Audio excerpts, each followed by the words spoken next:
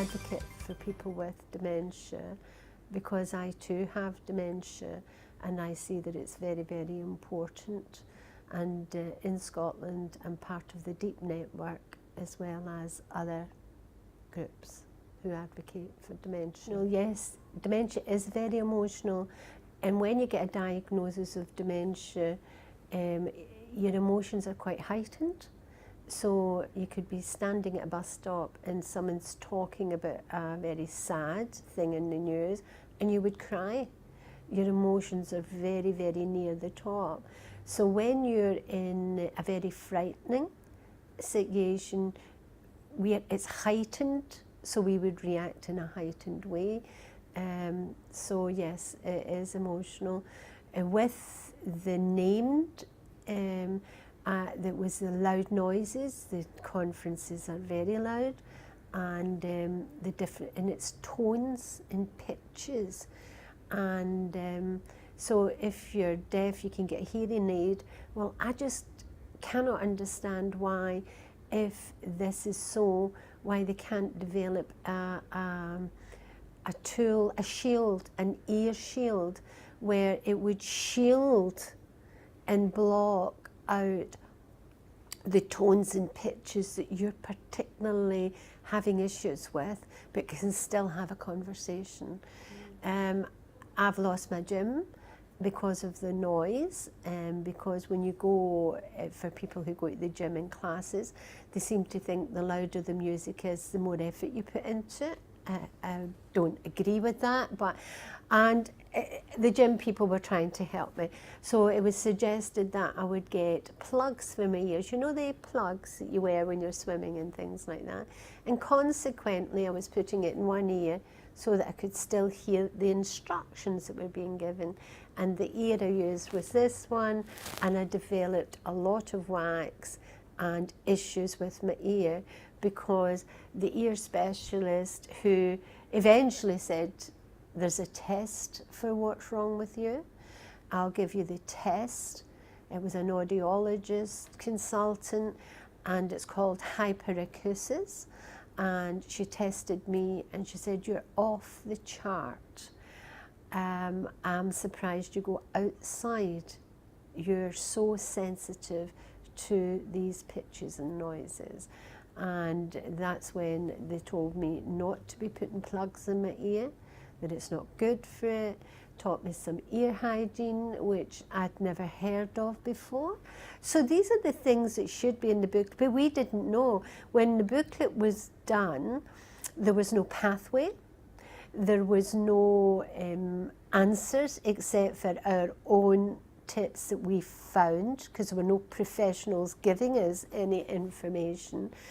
So now people are, you know, I'm known as the sensory person, you know, and people are asking me, what can we do?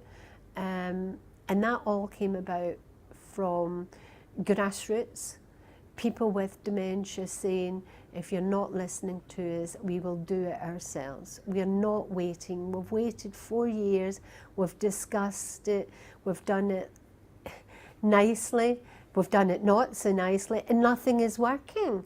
And we just done it ourselves. So it's not a professionally written booklet, but we done the best we could. And the DVD is not professionally done, but it's true.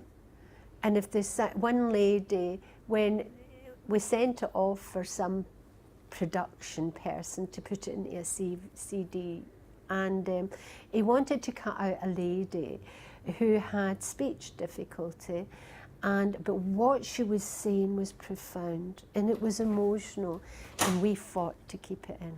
Please. So that bit, and it's in the front of the booklet, it's in the front of the DVD, and we said she's very soft-spoken, and after she'd done that, 6 months later, she ended up in a nursing home. Her legacy is, and she said, I love to dance. I love dancing. Oh, I could cry when I'm telling this. And it was her face lit up. And she turned to her husband, who was there, and she says, I can't dance anymore. We can't dance. And I said, well, what do you do? Do you dance in the house? I stay at home. And he goes dancing on his own. That's why the booklet's written.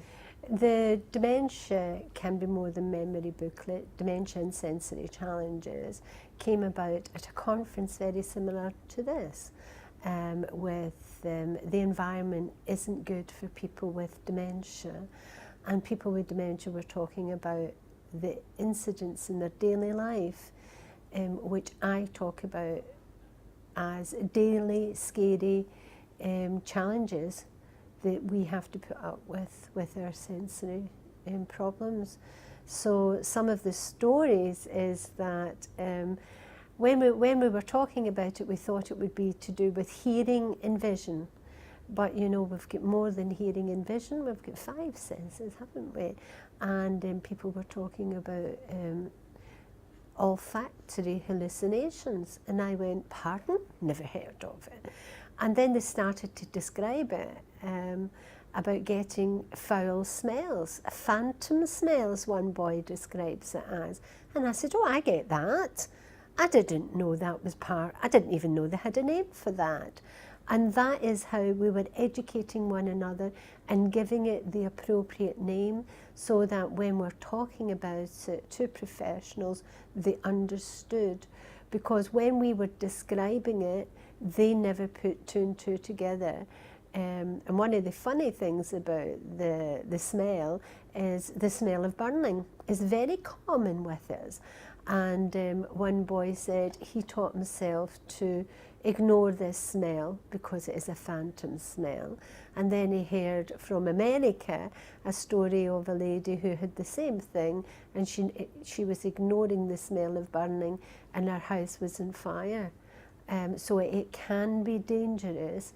It is important that not just people with dementia, carers, but other professionals know about that. The fire brigade, the police, these things, because people with dementia can get into trouble for having these real experiences, but it's only real, it's imaginary, it's phantom. So that was the smell, the olfactory hallucinations.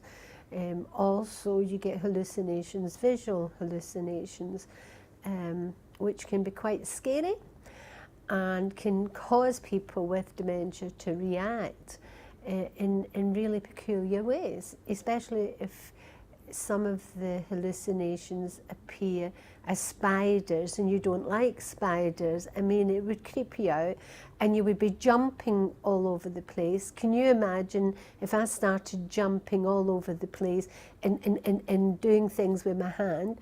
You would be wondering, my goodness me, this dementia is really strange, and look what it makes people do. But if you understand the reasoning behind it, and then people with dementia can learn to either make friends with their scary hallucinations. One man, Edward, he paints them and he sells his painting, and they're very well sought after because they're very vivid colours. And so these are the couple of wee things that we learned about as we were going around collecting people's stories. And I don't like the word story. It's their lived experience.